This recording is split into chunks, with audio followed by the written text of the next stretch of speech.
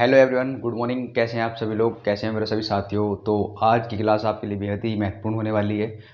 तो यदि आप चैनल पर नए हैं तो चैनल को सब्सक्राइब कर लीजिए और बेल आइकन को दबा दीजिए ताकि नई नई अपडेट आपको डेली मिलती रहे। और यदि आप भी किसान परिवार से हैं तो अपने भाई को सपोर्ट कीजिए, ठीक है। तो आज हम बात करने वाले हैं, पिछला हमने बात करा था डेफिनेशन एंड स्कोप के बारे में। एग्रोनॉमी की क्लास चलेगी फर्स्ट सेमेस्टर वालों की। और आज हम सेकंड लेक्चर में बात करने वाले हैं इसके, जो हमारा है लाइफ स्पेन प्लांट साइकिल, जो पिछली बार हमने बताया था। और इकोनॉमिक यूज़, मतलब किस आधार पे हम अपने आर्थिक स्थिति में उसको यूज़ करते हैं। तो लेके चलते हैं सेकंड पॉइंट पर, लाइफ स्पेन, जीवन काल के आधार पर किसके, plant life cycle. Plant life cycle की यदि बात करी जाए तो इनको 3 पॉइंट में डिवाइड किया जाता है। फर्स्ट है अपना एनुअल प्लांट, ठीक। सेकंड आता है बायनियल, ठीक है। एनुअल मतलब वार्षिक पौधे, जैसे complete their life cycle, complete their life cycle, a single growing season,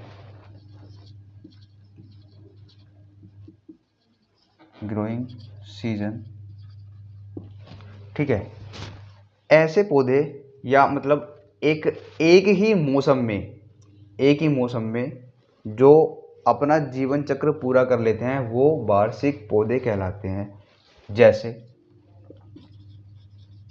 rice,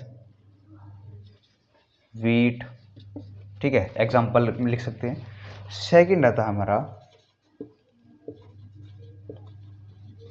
बायनियल्स plant,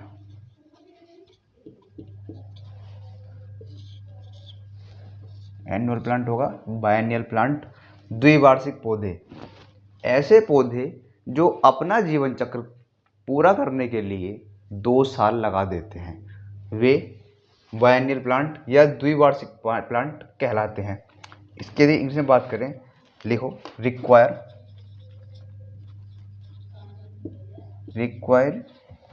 to growing season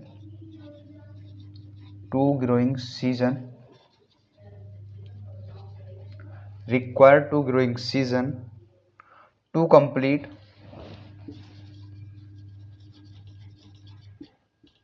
complete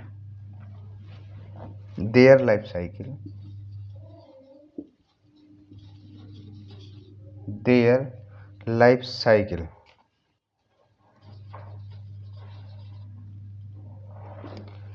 ऐसे पौधे जो अपना जीवन चक्र पूरा करने के लिए 2 साल तक का समय लगा देते हैं, जैसे शुगर बीट,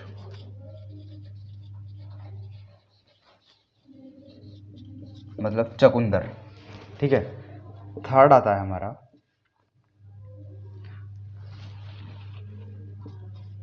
पेरेनियल,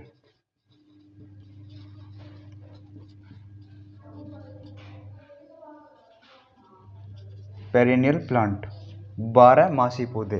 12 मासी, उनको 12 महीने तक आराम से उगा सकते हैं।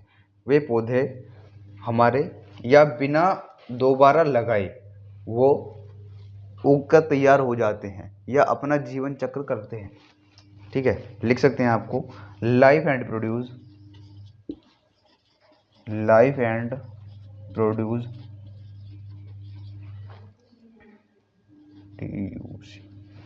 Produce for multiple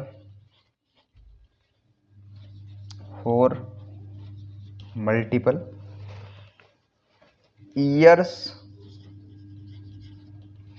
without replanting, ठीक है। एग्जाम्पल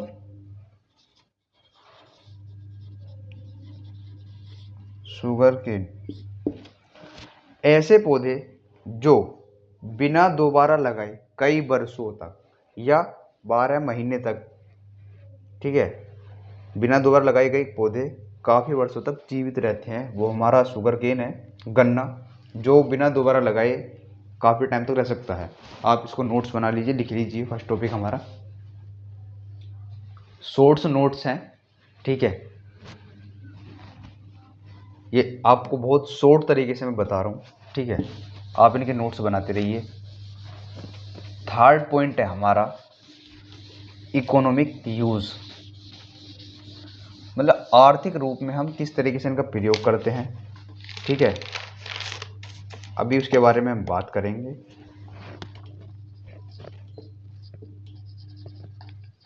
इकोनॉमिक यूज़, ठीक है। फर्स्ट आता है हमारा, first of all food grain. Food grains की यदि बात करें, आर्थिक रूप में क्या महत्व है इनका,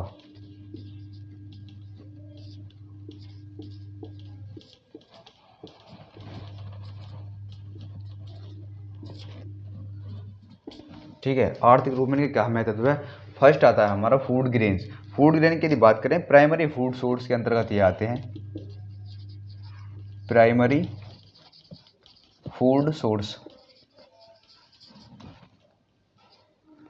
ठीक। प्राथमिक खाद्य स्रोत जो होता है हमारा, जैसे राइस, वीट,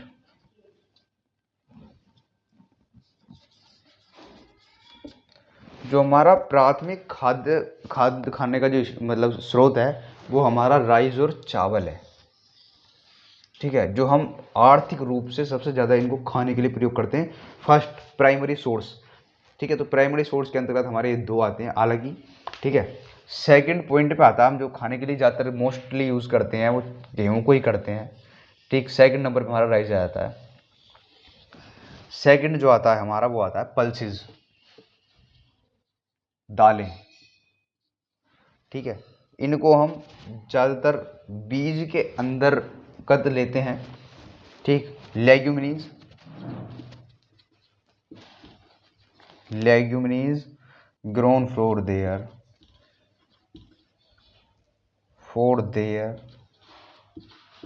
सीड। एग्जाम्पल इसके लिख लेते हैं हम।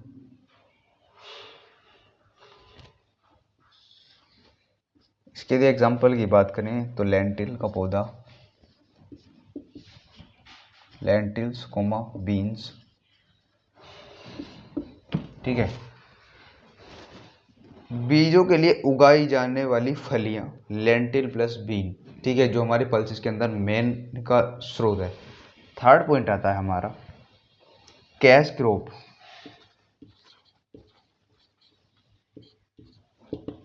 कैश क्रॉप जो हमारी नकदी फसलें हैं, वो नकदी फसलें कौन कौन सी है, ये फर्स्ट सेमेस्टर वाले ज़रा ध्यान से अपने नोट्स बना ले। वेरी वेरी मोस्ट इम्पोर्टेंट है, जो फर्स्ट सेमेस्टर में कंपलसरी आता ही आता है, और ये तो फर्स्ट टॉपिक है, अभी फर्स्ट चैप्टर ही चल रहा है, तो इसलिए ध्यान से अपने नोट्स बनाते रहें, ठीक। कैश क्रॉप्स हमारी कौन कौन सी हैं, जो हमें मुख्य रूप से बाज़ारों में बिक्री के लिए उगाई जाती हैं, ठीक है, जो हमें पैसे देती हैं। इंग्लिश में लिख सकते हैं इसको, ग्रोन प्राइमरली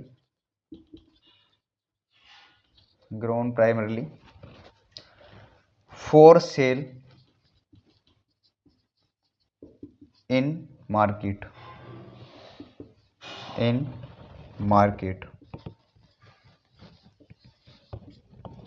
एग्जाम्पल की बात करें तो इसमें दो एग्जाम्पल है, कॉटन मोस्टली और शुगर केन। कॉटन और शुगर केन इसके एग्जाम्पल हैं, ठीक है। फोर्थ पॉइंट के इसको आप लिखते हैं ground primarily for sale market, बाजार में बेची जाने वाली, ठीक है, मुख्य रूप से बाजार में बिक्री के लिए हो जाती हैं या बाजारों में बेची जाती हैं, जो हमें पैसे प्रदान करती हैं या हमें पैसे देती हैं, ठीक है। ये हमारी कैश क्रॉप के अंदर आ जाती हैं। फोर्थ हमारा फाइबर क्रॉप्स, फाइबर क्रॉप्स की बात करें, जो रेशे वाली फसलें हैं, इनको रेशे के लिए उगाया जाता है तथा वस्त्रों और अन्य उत्पादों में इसका उपयोग भी किया जाता है। तो सीधी सी बात है भाई, इसको हम लिखेंगे ground for their fiber, ground for their fiber, ground for their fiber, used in textile, used in textile, कपड़ा मिल, टेक्सटाइल,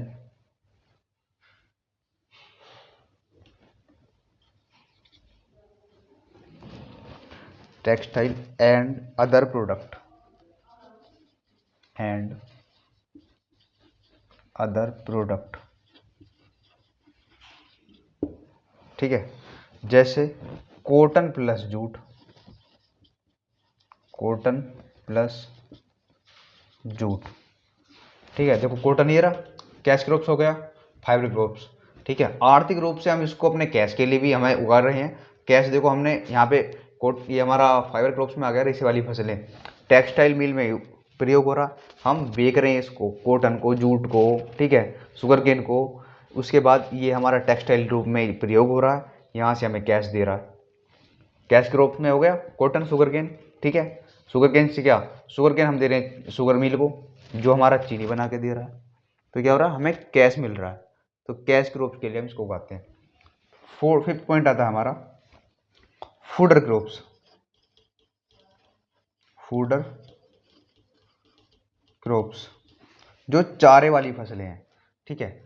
आप इनको हिंदी में लिख सकते हैं, मैंने आपको बता रहा हूँ, हैंड टू हैंड हिंदी बता रहा हूँ। फूडर क्रॉप्स की यदि बात करें तो इसमें इनको ग्राउंड फोर लिख सकते हैं इंग्लिश में, ground for animals feed,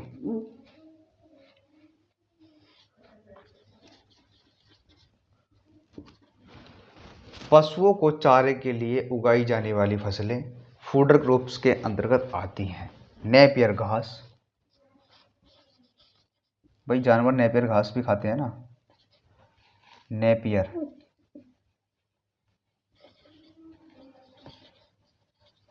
Napier घास,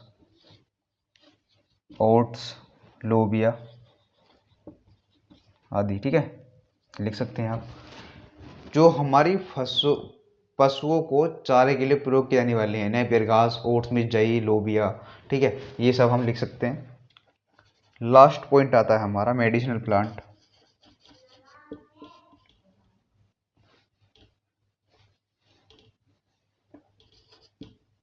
मेडिसिनल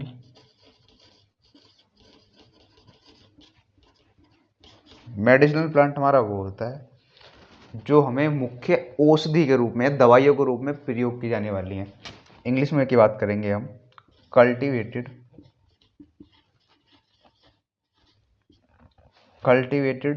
फॉर देयर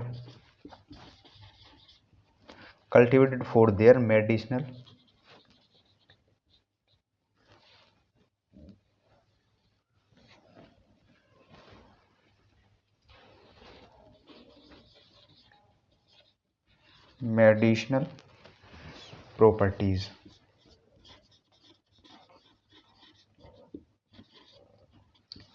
इसके एग्जाम्पल की बात करें, आंवला, पुदीना, हल्दी और अश्वगंधा लिख सकते हैं आप, अश्वगंधा, ठीक है। जो फसलें या जो औषधि, ठीक है, हमें दवाइयों के लिए प्रयोग की जाती हैं, या वे औषधियाँ जिनको हम अपने दवाइयों के लिए या औषधि के लिए प्रयोग करते हैं, या ऐसी औषधियाँ जिनको हम अपने ज़रूरत के लिए, अपनी दवाइयों के लिए प्रयोग की जाती हैं, वे हमारी मेडिसिनल प्लांट कहलाते हैं। अदरक, आंवला, पुदीना, ठीक है, अदरक भी लिख लो, ये हमारे सब मेडिसिनल प्लांट हैं, ठीक है। इनको हम अपने देसी तरीके से यूज़ करते हैं। और जब तक के लिए वीडियो को लाइक, कमेंट, जरूर शेयर जरूर करें, ठीक है। आपको नेक्स्ट क्लास में आगे की डिटेल बताई जाएगी। फोर्थ आता हमारा नेक्स्ट जो टॉपिक रहेगा हमारा, चौथा पॉइंट है हमारा botanical family. Botanical family next topic है, इस पे बात करेंगे। उसके बाद फिर हम करेंगे 5वें पॉइंट पे क्लाइमेट, जो हमारा फर्स्ट टॉपिक चल रहा है फर्स्ट सेमेस्टर वालों के लिए, ठीक है। Climate and soil suitability.